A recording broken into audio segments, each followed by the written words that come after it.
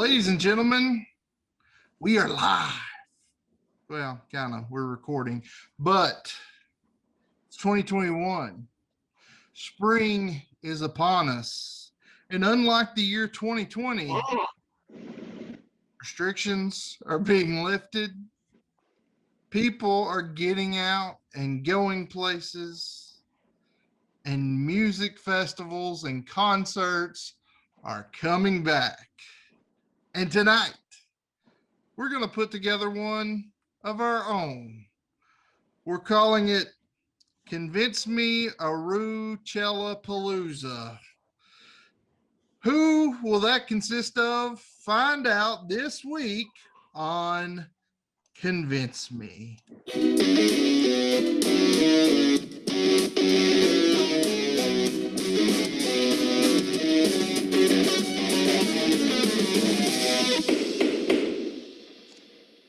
Ladies and gentlemen, welcome in. It is another week, another episode of Convince Me. I am Andy Rutherford, joined once again by Mr. Bennett, Mr. Elrod. The boys are back in town. The band is back together. Gentlemen, how goes it? You know, Metallica has that song, The Day That Never Comes. I was beginning to think this show was the show that never comes. I didn't get a good. I thought that would be a big pop. That's pretty funny. No. It's been so long since we've recorded a show that I now have a newborn. And it's had a baby since we've had the last show. Of course, if you hear any noises or grunts, it's because I'm holding the baby right now. So bear with me. Literally. But yes, congratulations to Bennett and his Mrs. And their family on the new baby. Of course, if you've been listening the last couple of weeks, I did shout that out for our fine listeners in those intros. Of course, some of you have enjoyed. We went back those illustrious 7 episodes that never made it to podcast. 2 of them are now podcasts in our Convince Me callback series that we've put out the last 2 weeks. We hope you guys have enjoyed those. But now we're a little more polished than we were then. We don't step on each other near as much now as we did then. Although we made tonight because it's been a couple weeks, but we're back ready to bring you guys a live show. And something you all have missed. No, you haven't, because I still put it in on the other episodes, our weekly shield. Make sure you're joining us on all of our socials. We are on probably most actively on Facebook, facebook.com/convincemeshow.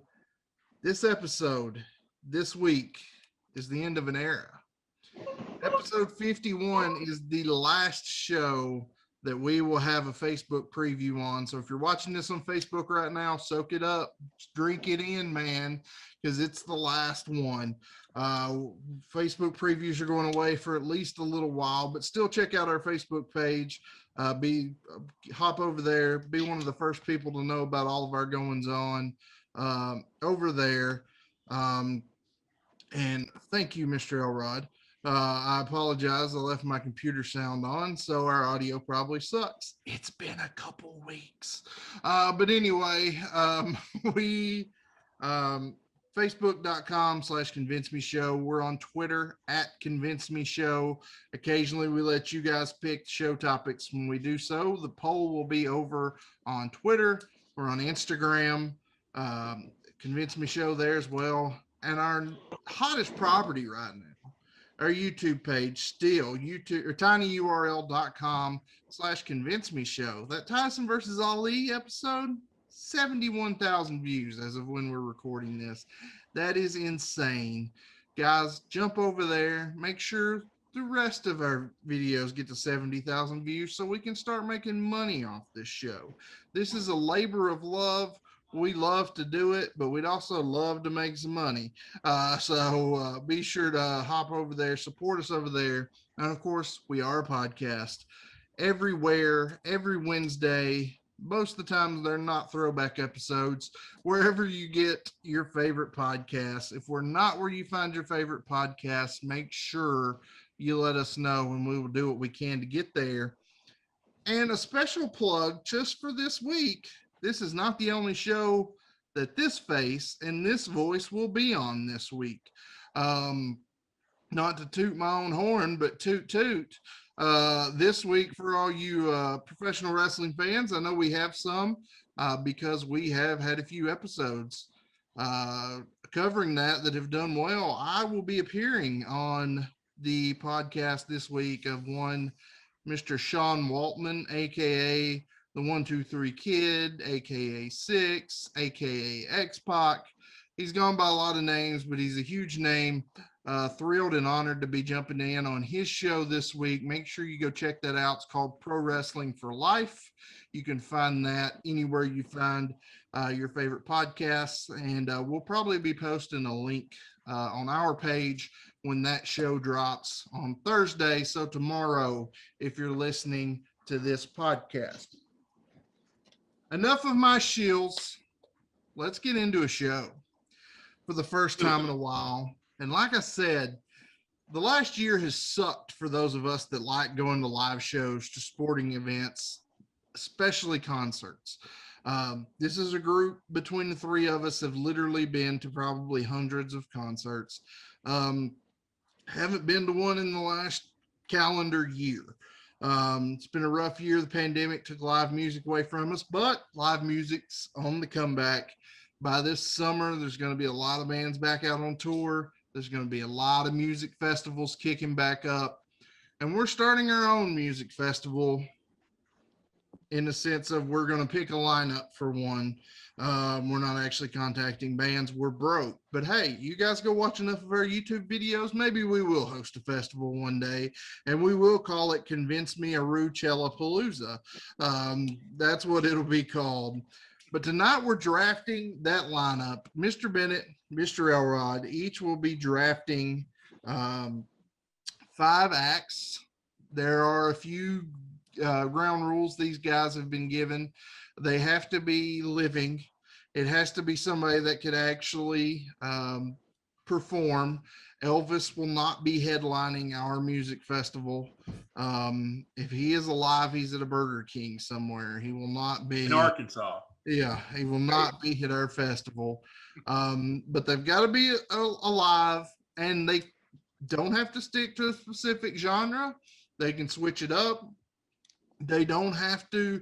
They might want to do all what we would call headlining acts, but I'm going to look at this very subjectively in a way of how this would gel. Not necessarily the biggest names, but how it would gel. This is going to be the most subjective show we've done, so Elrod's chances of winning are smaller than even usual. But here we go. Gentlemen, my tiebreaker question, and really I have two. I'm trying not to go to the numbers, but if neither of you get the answer to this question, we're going to go to the numbers. The year 2020, first of all, are you both ready? Are you excited for this show? Let's do it. Ready. Bennett holding his baby. Can't put the baby down, but can't say no to recording a show either. He might let the baby make the first pick. You never know. Roger Goodell let people sit in his couch. Bennett might let newborns make the picks. You never know. I can't hold the pen yet, but we're working on it. Even though the pandemic took out most of concerts in 2020, there were still shows, especially in those early months of the year. Can either one of you, and I'm just going by who says it first if you get it right, tell me who held the top grossing tour of the year 2020? If neither of you get it right, we go to the second question. Eric Church. All right, buzzes in with Eric Church. Bennett, do you have an answer? John Anderson. Just a swinging and a missing. It was not John Anderson. You both got it wrong. Correct answer, Elton John. Okay, I get half a credit because I said John. That is true. course, he's in the middle of his 3-year-long retirement tour, which will turn into about a 5-year-long one now since a pandemic happened in the middle of it. But in the year 2020, closest without going over, unless you both go over and then just the closest, how much money did Elton John's tour gross in the year 2020? I'm in for the win.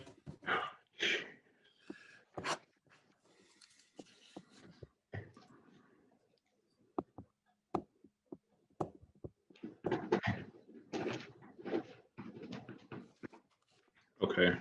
All right. I got 17 mil. Wow. I went 80 million.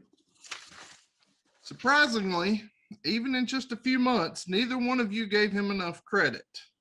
In the year 2020, the Elton John Goodbye Yellow Brick Road tour grossed 114.1 million in just about a third of the year, which is pretty impressive.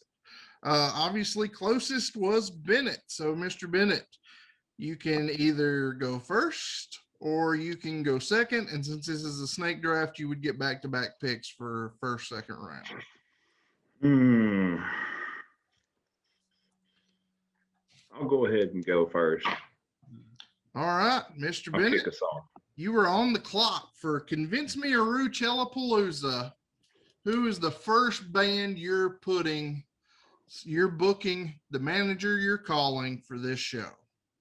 All right. The first act I would book would be somebody that I know is one of the most entertaining people, somebody who is hardworking, and somebody who really genuinely cares for their fans.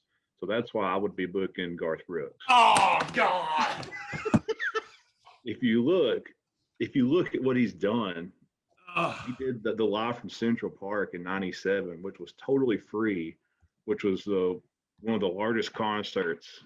It was estimated between 300 and 900,000 people. So he literally entertained hundreds of thousands of people in one sitting.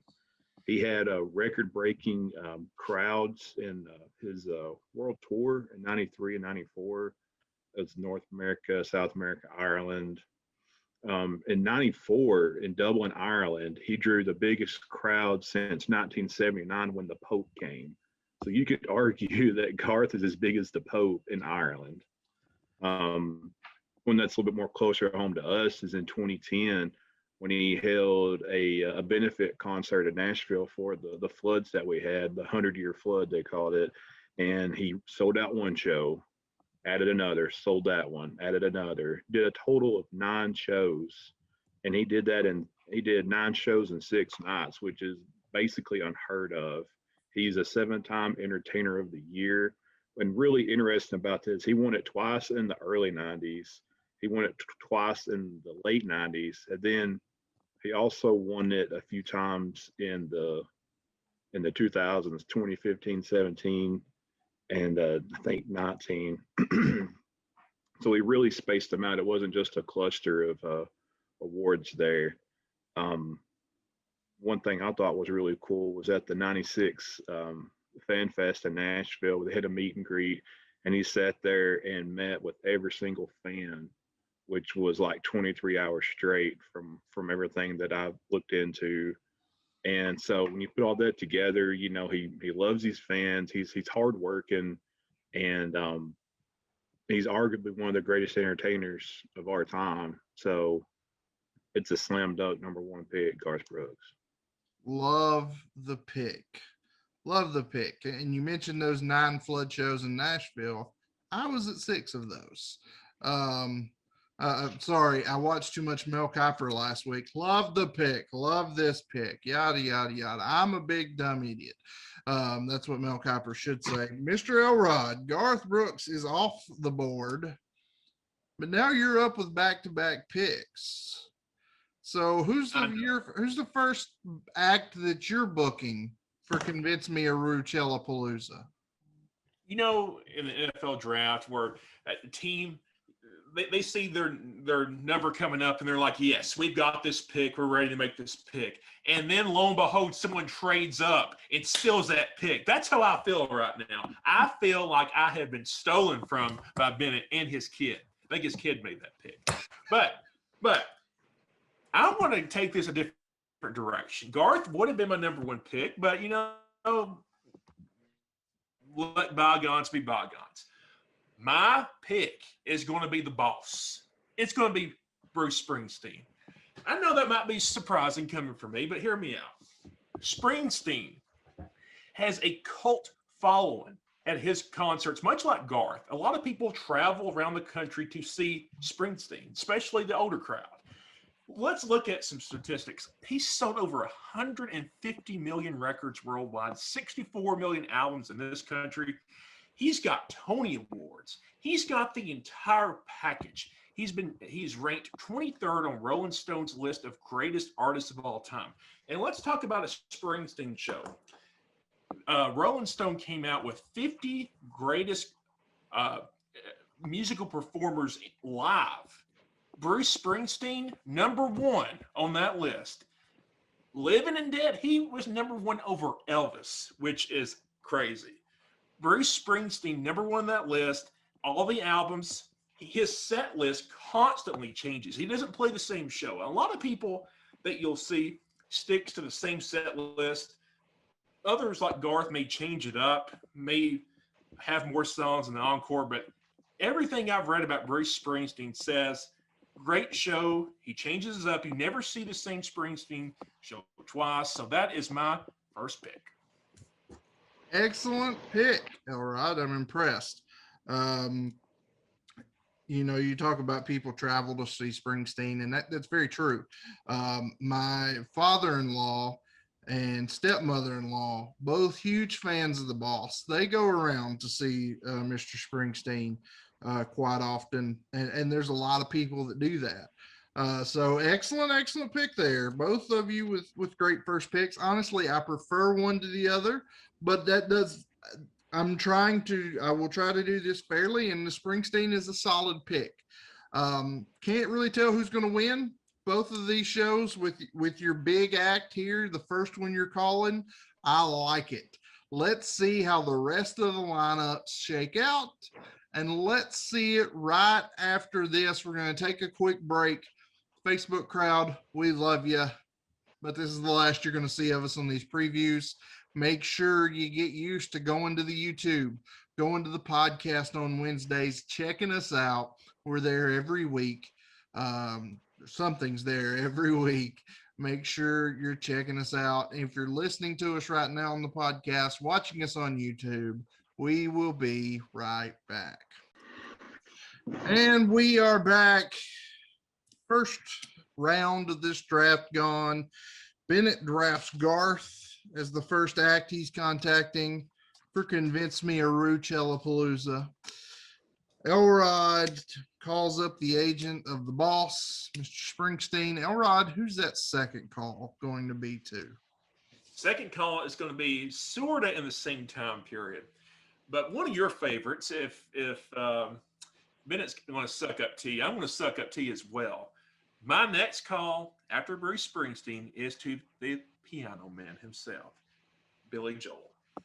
Billy Joel will also be, look at the shirt. Look at the shirt. What can I say about Billy Joel? In terms of records sold, almost the same amount as my first pick, Bruce Springsteen, over 150 million records worldwide. When you look at the stuff online about shows, everybody always talks about when you go to a Billy Joel show, it's a very intimate thing. It's like he's singing directly to you, and you've got 40, 50,000 people. Some people may have seen the concert that he last played at Shea. One of my favorite DVDs to watch. He's like he's singing to you. It's very intimate. And Springsteen is like that in a way, but maybe not so much as Billy Joel. So I'm going hard with the boss, but I want to bring the crowd together with Billy Joel playing Piano Man. playing my favorite Billy Joel song, Scenes from an Italian Restaurant. So you're going to see a very intimate change with Billy Joel. But if you look at Springsteen, Joel, that is a solid 1-2 punch to start off. I don't think there's any debate about that. Absolutely not. That's another fantastic pick. Billy Joel, another guy I've seen in concert, and I never thought a 60-plus-year-old man sitting at a piano for 3 hours could be so darn entertaining. But it really is. He lulls you into those lovey songs, and then he's got you up and rocking with "We Didn't Start the Fire," and sometimes he does it all in the same song. Scenes from an Italian Restaurant. Fantastic show. Springsteen, Billy Joel. Love that 1-2 punch. Bennett, who's your second call going to be to? Well, figured after Garth, I'd follow it up with somebody or some act that would be the best at what they do. You know, you want the best. You want one of the hottest shows in the world. So I would be calling up the Geriatric Kiss. Now here's why. If I'm going to a concert, I want loud guitars, I want high energy, I like the pyro and the flames. And let's not forget too that they do a lot of cool stuff like levitating drum sets, flying through the air, you know, the Gene Simmons spits out his blood. They really put on a good show to go along with the really good music. And if you ask anybody that's actually been to a Kiss concert, they'll probably tell you that it is one of the best concerts that they've ever been to. I've been 3 times. I know Rhett's been more than that. Rhett, I don't know how many you've been to. 0. Okay, that's nice. Okay. Kiss, though, they've been at it a long time. They've been around since 74. So literally they've been doing this for 6 decades. They're one of the hardest working bands, just very much like Garth. I think I'm going for a hard working theme here. What's really cool about Kiss is you could have generations of fans. You could have, you know, the granddad that watched them in the 70s when he was a young lad. And then now you've got the dad that probably grew up listening to them, you know, whenever they did like their Psycho Circus and stuff like that. Then you have, even today, you know, they're in the middle of doing a tour right now once things kind of pick back up. So literally you could have generations of fans there. They've done 35 tours, which equals out to over 10,000 shows that they've done and over 1 billion ticket sales, not dollars, but tickets, 1 billion tickets. They're original, they're influential. They really, really know how to entertain, which is everything that you would want. And a couple of fun facts too. Just in 2019 alone, they set off 1,300 pounds of pyro. And to date, Paul Stanley has smashed over 1,700 guitars. So when I go to a concert, you know, I want there to be good, loud music, but I also want that entertainment factor. And I can't think of any band that puts on as good of a show as Kiss. So I'm going with Kiss on my number 2 spot. Geez, Garth and Kiss, not brown nosing any in this show, are we? Bennett knows how to pick entertaining acts. And between Bennett's 2 picks so far, Garth and Kiss, that represents about 30 shows I've been to between those 2 acts. Of course, Mr. Bennett and I had a chance to go 2 years ago and sat on about the 3rd row, closest we've ever been, eyebrows singed from all that pyro. Just a fantastic show. Bennett had hair before that show, but all the pyro. Yeah. So Garth and Kiss liked that 1-2 punch. Bennett, who's number 3? Number 3, I'm going to switch it up a little bit, and we're actually going to have a little bit of royalty on tonight's show. Oh, don't do it. Have the Rocket Man himself, Sir Elton John. And here's why. Full disclosure, I've never been to an Elton John concert. Shame on me. But I'll lay out a few reasons why he should be on everybody's list to go see. So if I'm putting together a list of 5 acts, he needs to be on it because he is truly a living legend. He's one of the biggest names and biggest acts that we still have in the world. We've lost a lot of people, and I think, here in the last year or two. So, somebody like Elton John is one of those huge names that you need to see sooner than later. He's been around since 1967. He's another one of these very influential people who's inspired generations of talent. Billboard ranked him as their most successful male solo artist of all time, and he doesn't just perform in concerts. He performs at a number of royal events as well. I believe he performed at Princess Diana's funeral back in, I think, 97. Does that sound right? 96, 97, something Yeah. like that. Another thing is with Elton John, you get the full package. You get somebody that's a great singer. He's a composer. He plays the piano, and musically, he's very brilliant. He's got a very nice 50-year career. And as Rudd alluded to earlier, too, the Goodbye Yellow Brick Road is this huge, massive tour that's going on currently that's going to last for 3 years. Like you said, it's 300 concerts just on this tour, which I think it's over 5 continents, too, which just goes to show, it goes right with my theme, how much of a hard worker he is to put on 300 concerts. He's a must-see act.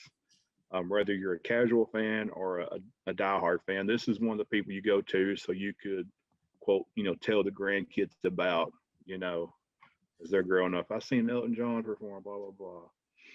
And leave with this little fun fact here. He has done more than 3,500 concerts, and he's done so in over 80 countries. So just for the sheer fact of just to kick him off your bucket list, you need to go see Elton John if you haven't. I will co-sign that. That was one. He was on my list for a long time of people I hadn't seen that I got to see. This first leg of the Goodbye Yellow Brick Road tour. I guess he started it in 2019, came through Nashville. I was able to go see that show. And while he's not the showman he used to be, because he's several years older and several pounds heavier than he was many years ago, still just a fantastic show. Glad to have checked that one off my list. Solid pick there in the third round by Mr. Bennett. Mr. Elrod, your third round pick. This third round pick, especially for me, Rod, is going to shock you. Also staying with a person who has been a knot or knotted. We're going to pick someone who I trashed earlier in our shows that we had. I'm picking Faux Paul, Sir Paul McCartney. What is my third pick? I mean, what can you say about this guy? One of the most successful composers and performers of all time. He has written or co-written 32 songs that have made the Billboard Hot 100. He has, you take his career with the Beatles, you take that and put it on a shelf. What he did in his solo career is very, very impressive. He's twice been inducted into the Rock and Roll Hall of Fame. He's also was at the last play at Shea. Cool story about him showing up late, having to be escorted to Shea Stadium before the end of the show. That's a funny story. Paul McCartney, what can you say about him? He's Paul McCartney. You have Wings. You had his work at the Beatles. So you've got Paul McCartney, Billy Joel, and Bruce Springsteen. That is a very, very good trifecta so far, you must say. And that's surprising, right? That I picked those three. Don't you agree? I haven't picked Bono yet. I haven't picked any yet. I haven't went off the rails yet. I've been pretty consistent so far. I'm fairly impressed. I'm beginning to think you stole someone else's list. Oh, this is me coming up with it, right? Right? It's a good concert. Good concert. It's not too shabby. Let's see how it goes. You're 60% there. What's one of the other acts you got on the show? Who's your fourth round pick? All right. My fourth round pick was one of my former clients on the show. Although they don't have Glenn Fry anymore because of his untimely death. You've got the Eagles. And I can rehash my Eagles spiel, but one of the best-selling bands out there of all time, sold more than 200 million records, 100 million records in this country alone. Rock and Roll Hall of Famers. You've got Hotel California, best song of all time. You've got just the star power that they currently have. You got Henley, you got Walsh, you got Schmidt. I mean, Deacon Fry's good. He's not his father, but Vince Gill is okay. He's not my cup of tea with the Eagles, but you don't get the full Eagles experience, but you get the Eagles still. You still have Henley and Walsh. So you got the Boss, you got Billy Joel, Paul McCartney, and now you got the Eagles. Solid. And so far, you could completely screw this up with your fifth pick. I'm liking the theming because all four of yours right now can be somewhat connected. I like it. Bennett, your fourth round pick. My fourth round pick is another fellow Tennessean. You know, we're all from Tennessee on the show. He's been regarded as the Prince of Pop, and that is Mr. Justin Timberlake. He's a pop icon. He's one of the world's best-selling artists. Of course, he was with NSYNC from 95 to 2001, and then around 2002, he set off on a solo career, and it's panned out pretty good for him. He's been described as critics as the consummate showman. He can play guitar, he can play piano, keyboard, great on vocals, and very well versed in choreography. While doing a little bit of research, I seen an article in the Hollywood Reporter that stated that Timberlake is widely regarded as one of the all-around greatest entertainers in the history of show business. That's a pretty lofty statement coming from a Hollywood Reporter there. He's highly influential. He's influenced a lot of huge names like Justin Bieber, Britney Spears, Jonas Brothers, Maroon 5, Thomas Rhett, you know, across the whole spectrum of big names there. A lot of people compare Justin Timberlake to our generation's version of Michael Jackson. And if you look at it, you have like those generational talents. You could put Elvis Presley as a generational talent and voice. Then you had Michael Jackson. And now you've got Justin Timberlake. He's right in that group of just, you know, he's the face and he's the voice of a generation. He had 6 concert tours in his solo career, and his 2014-2020 Experience World Tour was one of the highest grossing tours of the entire decade. And when he's not going on tours, he's also had a lot of televised performances. He had the 2002 and 2013 MTV Music Awards, and he's also performed on the Grammys. I think it was the 55th Grammys. And I have to mention too that he's also performed in 2 Super Bowls. One was very infamously in Super Bowl 38, and usually something like that happened, you know, you'd probably get you banned, but then he comes back and performs at Super Bowl 52 and puts on another great performance. So I've got to go with Justin Timberlake, just kind of shift gears a little bit on my picks.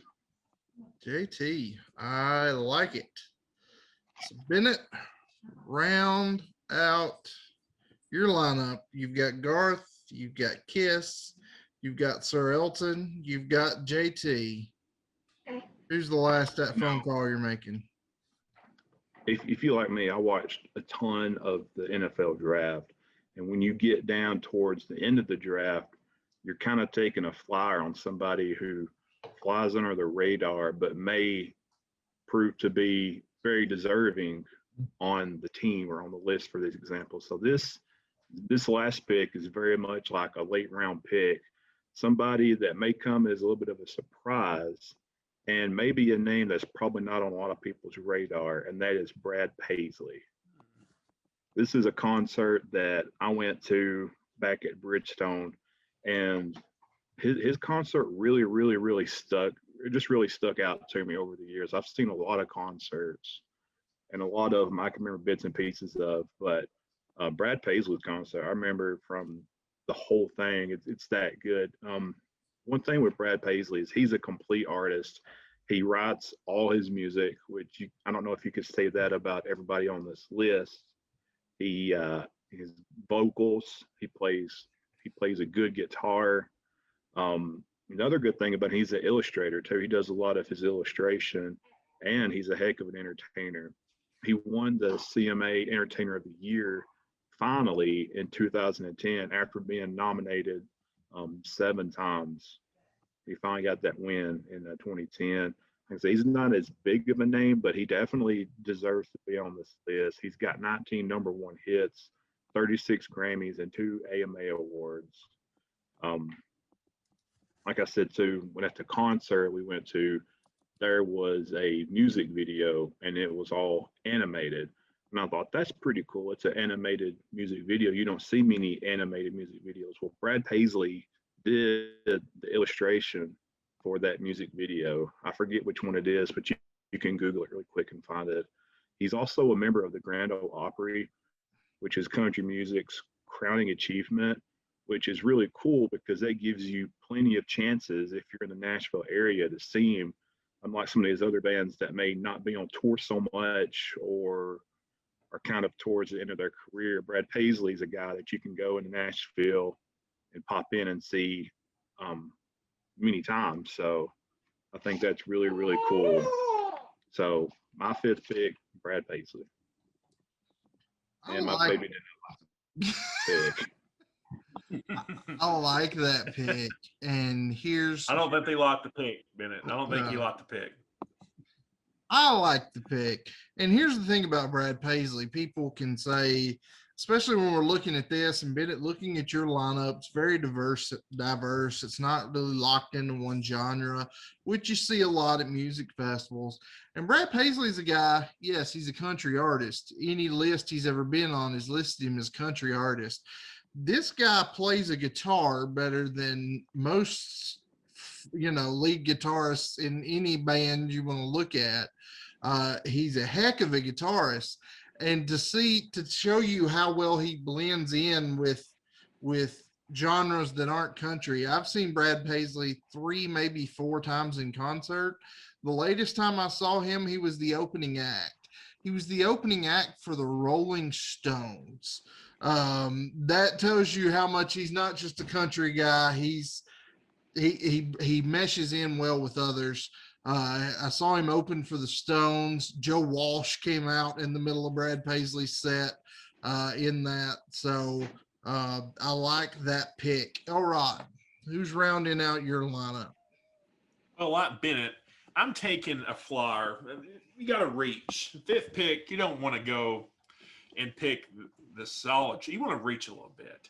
And I acknowledge that, my 4 picks so far are pretty much for the older crowd. This is not 18 or 19-year-old girl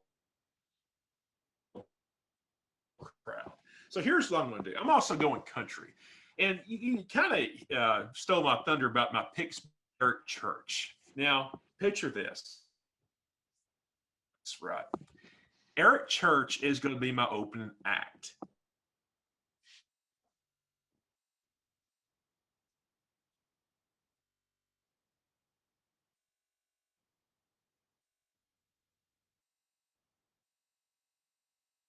And Born in the USA.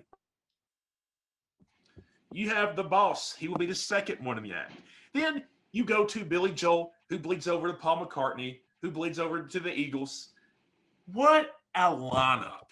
I mean, Eric Church got a lot of, early in his career, did not get enough recognition. He had a cult type following that he was always nominated for Entertainer of the Year, but he was blackballed.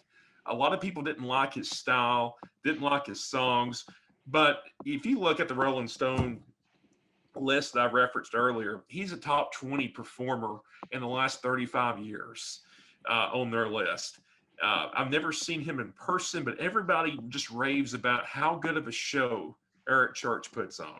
So for Eric Church to be my opening act, along with the other ones that I've got on the set list so far, It's pretty solid. I don't. It'd be hard pressed to find 5 better acts than the ones that have been provided so far. All right. My one follow up for each of you, and I'll start with you, Elrod. Bruce Springsteen, Billy Joel, Paul McCartney, the Eagles, Eric Church. Is that the order you drafted them? Is that the order they're performing in? No. What's your lineup order? Church, Springsteen, Billy Joel, then he'll introduce Paul McCartney, and it rounds it all off with Hotel California and the Eagles. Bennett, what's your order of performance? I would go with Brad Paisley #1 to get things going. And then I would transition that into Justin Timberlake to kind of go from country to more poppy. And then that goes right into Elton John, which you're starting to get a little bit more into away from the country, more into pop. And then the pop goes into, I'm going to go to Garth to kind of keep everybody a little bit like building up. And then 5th would be Kiss, just to tear the house down. So I'll start and I just keep building up from there. Gotcha. Bennett's goal is to have this place completely on fire, and the fire department coming along and having to put up all the Kiss pyrotechnics that are going to blow up the place. I'm not trying to catch Garth on fire, so I'll have him off the stage before Kiss gets there. All right. Before I get into my analysis of these two lineups, I flippantly put together a lineup of my own. And to show you just how crazy these things are, of the 10 artists that you all have put together, one of them made it into my lineup. But my lineup's a little more themed. It's more of a lineup you would see specific to a specific crowd. And here's my lineup in the order they would appear. My opening act would be an act that is not a huge name, especially compared to the rest of the names, but it's a band that if you've ever seen them live, they are deceptively very, very entertaining. They're not a headlining band, but I've seen them a couple times opening for other people, and they are fantastic. They put on a heck of a show. They're great live. They fire up a crowd. My opening band would be Papa Roach. They are one band that has impressed me beyond all measure in what they do live. It's a great for especially what's going to be a harder rock and roll show, which is kind of the festival I'd put together. They're the perfect opener. Papa Roach would be my first one. The second one wouldn't necessarily classify as a rock act, but he definitely fits that mold, and that's the one pick that's been made. Eric Church would be the second one in my lineup. It would go from Papa Roach to Eric Church. It would transcend from Papa Roach to Eric Church, and then we start getting real hard, because at that point I'm putting on Metallica, another band with a huge presence, huge following, bombastic show, a lot of fire, a lot of effects, just a fantastic show. And then we're going to take it up even one more step with the boom and the theatrics and the pyro, and the next to last band on this my festival lineup is another one of my favorites that neither of you put on a show, and that would be Motley freaking Crue. So all these people, these millions and millions and millions of people have come to my Convince MeArooChellaPalooza. They've seen Papa Roach, they've seen Eric Church, they've seen Metallica, they've seen Motley Crue, and then the topping on the cake, the greatest thing they could see at the end of this show, the act that if either of you had them in your lineup, you would have automatically won, and you didn't. The reunion that everybody said couldn't happen. They would never do it. There's zero chance in the entire world it would happen. But this is Fantasyland, and it's happening in my lineup. The headliner for mine would be the reunited Roger Waters, David Gilmour, Pink Floyd finally coming back together to headline this festival. That would be the ultimate rock and roll show. But yeah, that would be mine, and neither of you picked any of them except Elrod picked Eric Church. I'll win, right? Not so fast, my friend. All right, looking at your two lineups here, Bennett definitely brings the entertainment factor. Bennett brings guys that know how to entertain a crowd. Garth, without the pyro, just one of the fantastic stage show. All three of us have seen him live. All three can attest to just the showman that he is. Kiss will, if you're sitting too close, literally blow your face off. Just another fantastic stage show with the fire and the blood and the theatrics. Elton John, maybe not so much anymore on the showmanship. Not going to be any pyro in Elton John song, but a whole lot of fun, a lot of crowd interaction. JT, a whole lot of crowd interaction. Bennett's bringing in a younger demographic that Elrod's lineup's not touching. Bringing in JT here, who I've not seen, but I've heard great things. And who knows, maybe he even brings out the rest of the boys and does an NSYNC reunion for a couple songs in the middle of this show, just to really bring this feel. And then Brad Paisley to kick things off. Just what a tone setter. If he can set the tone for the Rolling Stones, he can set the tone for this show. Fantastic lineup by Bennett. Elrod, what I really, really like about your list is the theming.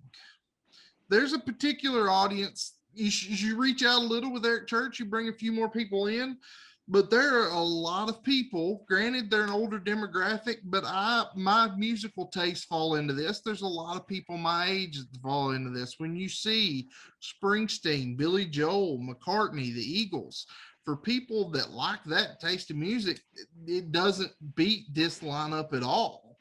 And you bring Eric Church in there to warm them up. I mean, it's pretty spot on. It's pretty spectacular.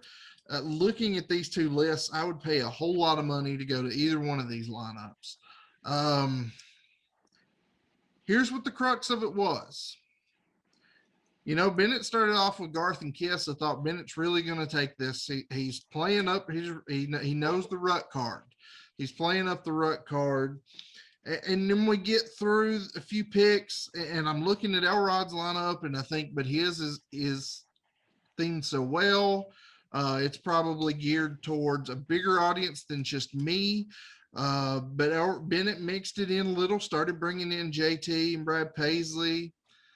Elrod brings in Eric Church. Here's what shook the whole entire thing. Here's what won, more specifically, what lost this argument. Show order. Elrod, I love your theming. I love everything about this. Your show order was awful. There is no way in the entire world the Eagles close this show. There is no way that the Eagles, without Glenn Frey, are going to go on after Bruce Springsteen, Billy Joel, or Paul McCartney. You are out of your mind if you think that ever is going to happen. A Glenn Frey-less Eagles is second in this lineup.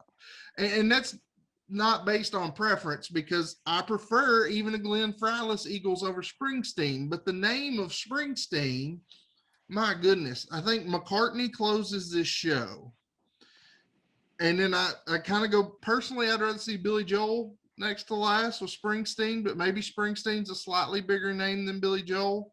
But Bennett, I think, as far as how he spaced his people out, Bennett nailed the show order. You got everybody all excited, and people are leaving during your headliner. You don't want people to do that. Here's the thing. No, they're not. No, they're not. Incorrect. I went to a CMA festival. It's probably been 10, 12 years ago now. And the two big names that night were Alan Jackson and Kenny Rogers, both great names in country music. But when you're looking at mostly a younger crowd at a CMA Fest, they put Alan Jackson on before Kenny Rogers. Alan Jackson comes out. He had just had that Good Time song. People were really into it. He played some of his hits. Everybody loved it. Kenny Rogers comes out to maybe a half full stadium. Everybody left. And I felt terrible because Kenny Rogers was fantastic. I loved Kenny Rogers' performance. But you're just sitting there with this awkward feeling of this is going to suck for this guy. Everybody just left. And I think that's the situation you're putting the Eagles in here in this situation. A Glenn Fryless Eagle. No one's leaving the Eagles. If Glenn Fry was there, you might have a point. Without Glenn Fry, Deacon Fry ain't keeping nobody there. Vince Gill ain't keeping nobody there. Okay. Do you want to know who my sleeper pick was going to be for this? You talk about this being Fantasyland. I thought about unretiring Led Zeppelin. That would have been a great one. That was me on my Pink Floyd. I said if they're alive, which the key members of Led Zepp are alive, key members of Pink Floyd are alive. But you didn't. And honestly, I was racking my brain on how I was going to pick between these two shows till I asked you show order. And I think you lost it with show order. So my pick for the official lineup maker for the first ever Convince MeArooChellaPalooza, when we become multi-billionaires and can put on our own festival for at least the first year, I'm letting Bennett make the phone calls. I have 3 names down that were my honorable mentions, aka if Elrod picked one of these, I'm going with him. So I just want to give you my 3 honorable mentions. Number 1, Stevie Wonder. I put him up there with Elton John as somebody. It's a must-see act. He can, he's a great performer, great entertainer. Got to see Stevie Wonder. Number 2 was Motley Crue. I had Motley Crue on my list as a backup. And number 3, Tupac's Hologram. Those are my honorable mentions. And if I want to reach for a 4th, I'm going to go with the luscious Bobby Dylan, a.k.a. Jenny. All right, did you have any backup? Her guitar. All right, I got to know. I had Clay Walker. Peek behind the curtain. Before we start this, I said, all right, guys, you're picking 5. And Elrod said, well, I only got 4 names picked out. So, and Bennett took your Garth. What 2 did you come up with on the fly is what I want to know. The Eagles and Eric Church. You didn't have the Eagles on your list 4 and 5. originally. No. I'm shocked by that. My 3 were going to be, honestly, my 4 was Garth, Springsteen, Joel, and McCartney. That would have been a heck of a show. But he stole my first pick, so I had to go with the boss first. Okay, I understand your position that, you don't have Glenn Fry anymore. Eagles can't close. But back in their heyday, the Eagles closed out this show. No, they don't. Over Paul McCartney and Bruce Springsteen. Are you out of your mind? Yeah. There's no way. I love the Eagles. I proved to you demonstrably that the Beatles were a bigger deal than the Eagles just a few episodes Beatles, ago. not Paul McCartney singular. Paul McCartney singular. If you'll remember, the whole part of that show is 2 of the biggest music superstars to ever live were in the same band. One of those 2 was Paul McCartney. Incorrect. So, all right. Let us know what you think. Sound off in the comments. Let us know. And another thing I'm going to start pushing, guys, leave us whatever platform you're listening to us on. If you're watching us on YouTube, make sure you're subscribing. to whatever channel you're getting us through. Leave us a 5-star review. Leave us a positive comment. Leave us a negative comment. Just make sure you leave a 5-star review when you do it. That really can help us out, and we'd appreciate if you guys did this. And especially in the comments for this episode, tell us which lineup you look like better.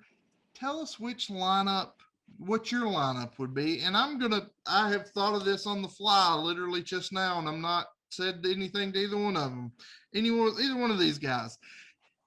If you comment on whatever platform and leave us the best lineup, and if your platform doesn't have a comment section, go to YouTube. If you leave us a lineup and we agree it is the best one, you get, and our first giveaway on this show that we've done in a while, we did one a while back, but Mr. Bennett, a few weeks ago, mass produced these little decals of the show logo. And when I say mass produced, he had a handful of them. But we will personally mail you a decal with our logo on it. I will pay the stamp. So it's worth, a few cents. But the sentimental value is fantastic. If there's 2 or 3 that are pretty good lineups, we got 2 or 3. We got several.